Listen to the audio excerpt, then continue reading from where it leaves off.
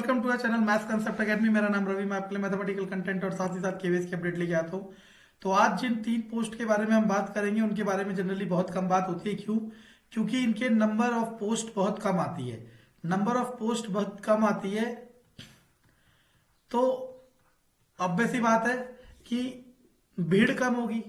भीड़ कम का मतलब है कि बड़े बड़े इंस्टीट्यूट सेटअप नहीं हो पाएंगे इस छोटे नंबर ऑफ पोस्ट के लिए। हालांकि ऐसा बिल्कुल भी ना आकलन करें कि ये पोस्ट किसी और पोस्ट से कम है। पोस्ट है टीजीटी, पे ग्रेड 44,900 होगा आपका, ठीक है ना। स्टार्टिंग 60,000 के अराउंड सैलरी मिलेगी और सेंट्रल गवर्नमेंट की जॉब नो डाउट, ठीक है ना। सारे पर्क्स मिलेंगे जो भी होते हैं, ठीक है। बाकी हो जाएंगे समय के साथ। तो इसके बारे में इसलिए नहीं बताया जाता क्योंकि पीआरटी वालों में जैसे पोस्ट निकलती है मान लो 3,000, तो भरने वाले होते हैं 3 लाख 4 लाख, ऐसे ही होते होंगे, लाखों में होते होंगे। लेकिन जब यहाँ पोस्ट अगर देखी जाए प्रीवियस ईयर के हिसाब से देखी जाए तो इन तीनों की मिला के 600 से 700 बहुत कह दी मैंने, तीनों की मिला के, ठीक है ना। तो वर्क एजुकेशन की 150 के आसपास आती है, ठीक है ना, 150 200 ऐसी इसकी ऐसी उसकी, ठीक है। लेकिन बहुत बच्चे डिमांड कर रहे थे और बहुत बच्चे चाहते थे कि सर इन तीनों पोस्ट के बारे में बताएं कि कैसे इन्हें पढ़ा जाए, कैसे इन्हें क्वालिफाई करा जाए। तो जो भी मैं बताने वाला हूँ प्योरली एक्सपीरियंस बेस्ड पे है। मेरे जितने भी जानने वाले हैं, साथ मेरे जितने भी हैं, वो सभी के एक्सपीरियंस को लेके मैं बनाता हूँ। अपना कोई पर्सनल इसमें फीलिंग्स या इंटरफेरेंस नहीं डालता जब भी मैं ये बनाता हूँ वीडियो की प्रिपरेशन कैसे की जाए। सबसे पहली बात तो ये कि इस वाले के थीम को मैं ज्यादा जानता हूं, बाकी इन वाले के सब्जेक्टिव पार्ट को मैं उतना नहीं जानता क्योंकि ये वाले टीचर जो है वो मेरे बेस्ट फ्रेंड है, ठीक है ना। तो ये वाले मैं ज्यादा जानता हूँ, ठीक है। और इसके बारे में कोई भी डाउट हो तो आप पूछ सकते हो।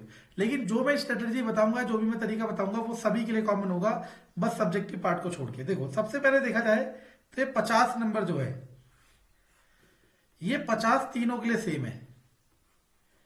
आपको इस 50 में से कैसे भी करके 35 प्लस लेके आने हैं।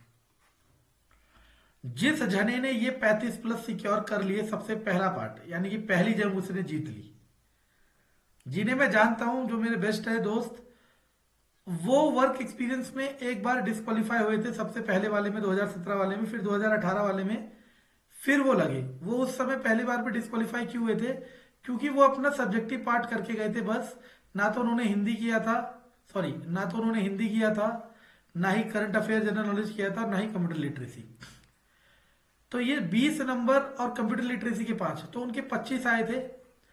और रिटर्न में अभी बता देंगे, मान लो उनके पहले 25 आए, अब 35 प्लस आए।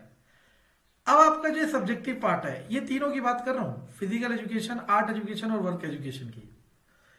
ये तीनों के लिए जो 100 नंबर का जो पार्ट है ना, ये इनका सिलेबस है, मतलब ये इनका सब्जेक्टिव पार्ट है। और ये सिलेबस केवीएस की वेबसाइट पे दे रखा है। अगर किसी पे नहीं है तो मैंने टेलीग्राम चैनल पे डाल रखा है, फिर भी नहीं मिलता तो मेरे को ईमेल कर देना, मैं आपको सिलेबस मेल कर दूंगा। नहीं, मेल नहीं करूंगा, बहुत टाइम लग जाता है, बड़ी फाइल है। टेलीग्राम पे डाल रखा है, आप टेलीग्राम ज्वाइन कर ले और उससे डाउनलोड कर ले, ठीक है। अब मान लो ये 100 नंबर जो आपका सब्जेक्टिव है, मान लो उन्हीं दोस्त की बात बताता हूं अपनी जिन्होंने ये क्वालिफाई करा है, ठीक है ना। वो 100 में से मान लो 75 लिया है, कितना हो गया? 100। 150 में से 75 और 35 कितना हो जाएगा? 110। अब आपको लग रहा है सर ये क्या है, 10 नंबर का ही तो अंतर है।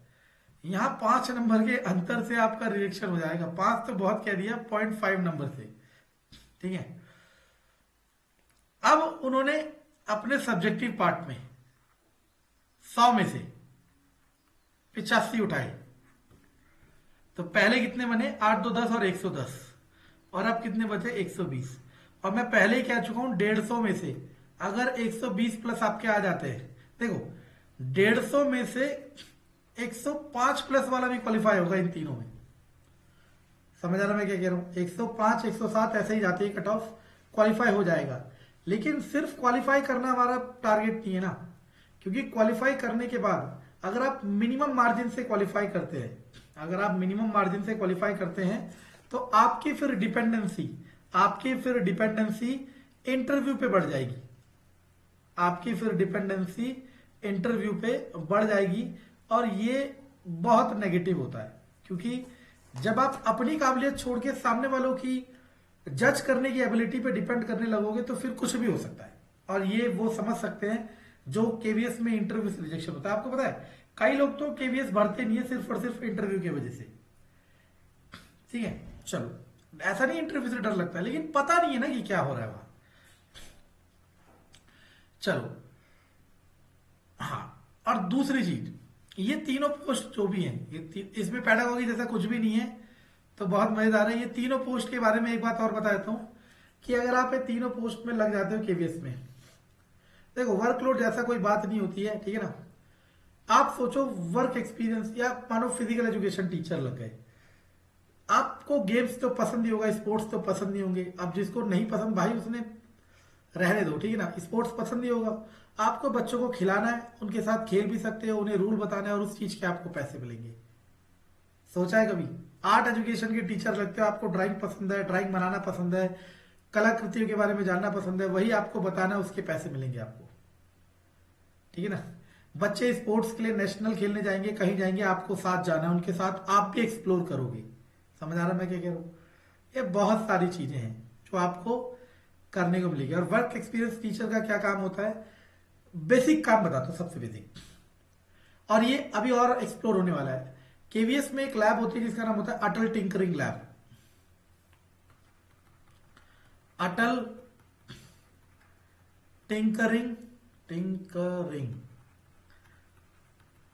इसमें बच्चों को, जो बच्चे हैं 9, 10, 7, 8 जो भी है, इनको क्रिएटिव माइंड में कन्वर्ट करने का एक विजन लेके चल रही है गवर्नमेंट, कि इनको साइंस की प्रैक्टिकलिटी को समझाया जाए। तो वर्क एक्सपीरियंस टीचर उनको ये सब बताते हैं।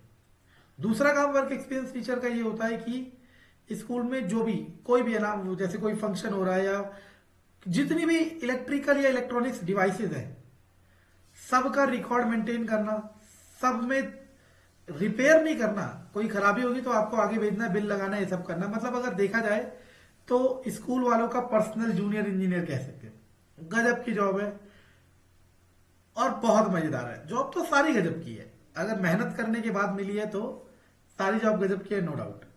सही है, तो ये मैंने बता दिया। और किसी को सिलेबस का, देखो सिलेबस तो कैसे तैयार करना है ये तो कोई नहीं बता सकता, ठीक है ना।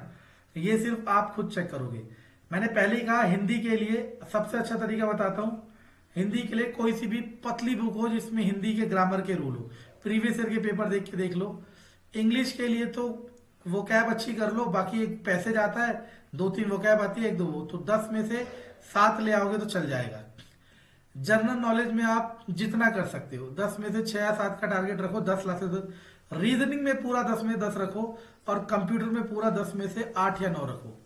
तो 8, 10, 18, 6, 24, 24 और 7, 24 और 7 इंग्लिश में 33, और हिंदी में 5 नंबर भी ले आओगे, 38, 35 प्लस आ गए। मेन खेल पता किसका होता है, ये नहीं बताएगा कोई, और होता है वो किसका, आपके सब्जेक्टिव पार्ट का 100 नंबर का। क्योंकि यहां खेल, और आपको हैरानी होगी डब्ल्यूई के लिए चाहे कोई भी कितना बैच चला ले, इसके बड़े लेवल के बैच नहीं चलते डब्ल्यूई के या उसके। पता क्यों? क्योंकि इनका सिलेबस इतना वास्ट है ना कि उसे कराने के लिए मल्टीपल फैकल्टीज लगेगी, एक फैकल्टी नहीं करा सकता, पहली बात। दूसरी बात, यह सारा खेल ही इनपुट आउटपुट का है ना। अगर वो इतनी मल्टीपल फैकल्टी कोई क्रिएट कर देता है, मैंने ही कर दी, मानो 5 टीचर खड़े कर दिए डब्ल्यूई पढ़ाने के लिए, अब उन्हें मैं पे करूंगा, अब मेरे पे उतना इनपुट ही नहीं आएगा ना, नंबर ऑफ एप्लीकेंट, क्योंकि यहाँ पे नंबर ऑफ पोस्ट क्या है, कम। तो ये ज्यादातर मैक्सिमम बता रहा हूं डब्ल्यूई का, ऐसे सबका होता होगा। इसमें डब्ल्यूई में वही टीचर सेलेक्ट होते हैं जो इसरो में सेलेक्ट हो रखे होते हैं, जो बीएसएनएल में सेलेक्ट हो रखे होते हैं, क्योंकि उनका सब्जेक्टिव पार्ट बहुत अच्छा होता है। वो अब जॉब स्किप करने के मूड में होते हैं और उन्हें ये बहुत प्रिसाइज लगता है। ऐसे बहुत देखे हैं जो आईईएस की तैयारी कर रहे होते हैं, अब जिसे इंजीनियरिंग सर्विस कहते हैं, ईएस कहते हैं, ठीक है, यूपीएससी का पेपर, वो लोग भी डब्ल्यूई को टारगेट करते हैं, और उनकी सब्जेक्टिव नॉलेज के सामने आप कहीं क्रैक नहीं कर सकते। लेकिन बात वही है, मेहनत करने वाला कैसे निकालता है। मान लो उनकी सब्जेक्टिव नॉलेज 100 में से 90 है और आप सब्जेक्टिव नॉलेज लेके आ गए 80, आपका 10 का मार्जिन हुआ ना, आप उस 10 के मार्जिन को यहां खत्म कर दो, मेहनत है। तो ये तरीका था इन 3 पोस्ट का, जो गुमनामी में कहीं खो जाती है, लेकिन बहुत अच्छी पोस्ट है और बहुत मजेदार पोस्ट है, ठीक है ना।